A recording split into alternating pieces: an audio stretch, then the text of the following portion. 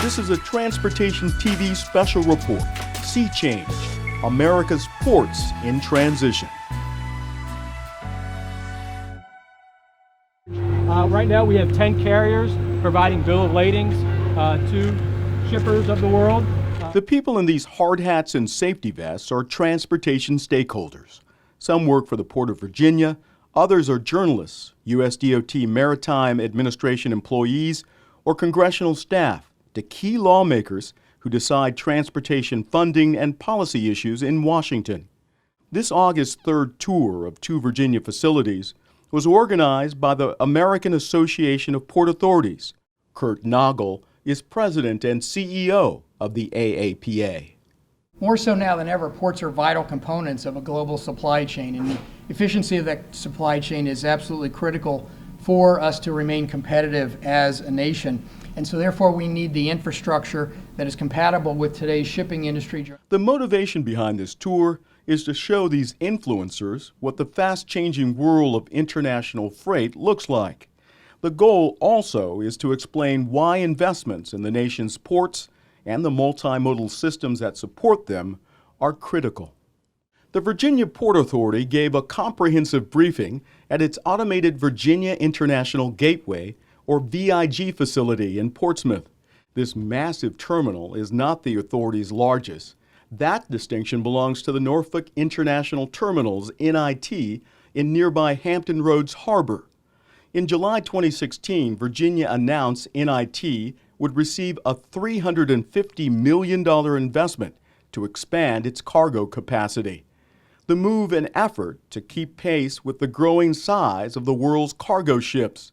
The largest ships today are as tall as skyscrapers and as wide as a 10-lane highway.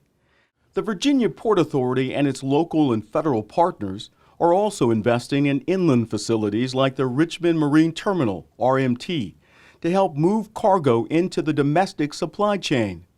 Barbara Nelson is the Director of Transportation for the Richmond Area Metropolitan Planning Organization. When the region realized that we had an opportunity to address congestion, create economic opportunities, and mitigate negative environmental impacts associated with transportation, it became an absolute, we're all in decision by our board, and every decision supporting the port has been unanimous since 2008. Chris Gullickson is the Economic Development Manager for the Virginia Port Authority. He says investments in RMT are already paying big dividends. We're up to 3 days a week. We run a barge with 120 containers, curve sailing up and down. And we have also come to an agreement with the City of Richmond where we now have in place a 40-year lease as the tenant with the City of Richmond. And we are now beginning to make significant investments and improvements to the facility. And I think you can see today, based on the numbers, last fiscal year we had just over 16,000 containers flow through this terminal. And I know we cautiously forecast to exceed that number by double digits from a percentage growth perspective in fiscal year 17. Using the James River, barges service the city of Hampton Roads, Norfolk, Newport News, and Portsmouth. One barge, which has an EPA Tier 2 engine, meaning it burns ultra-low sulfur diesel, makes the passage in 12 hours, eliminating the need for dozens of trucks.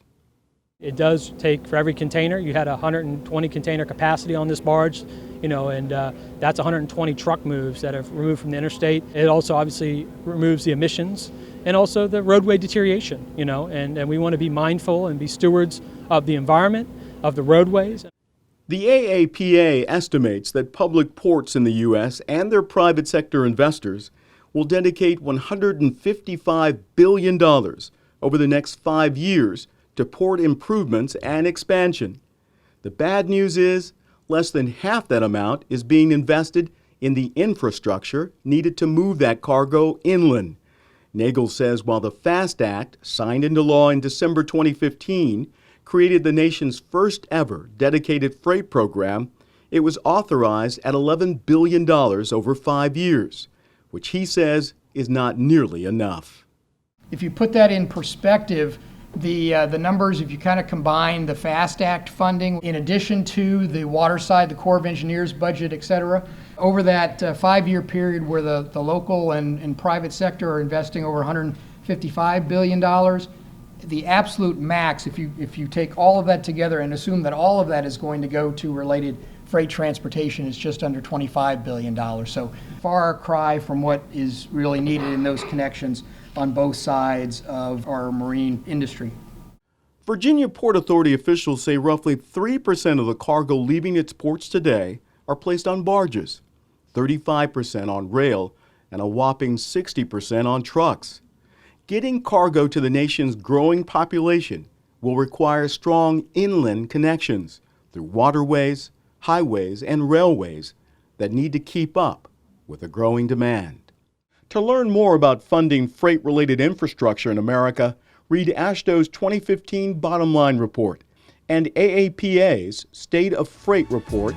I'm Tony Dorsey. Thanks for watching this Transportation TV Special Report, Sea Change, America's Ports in Transition.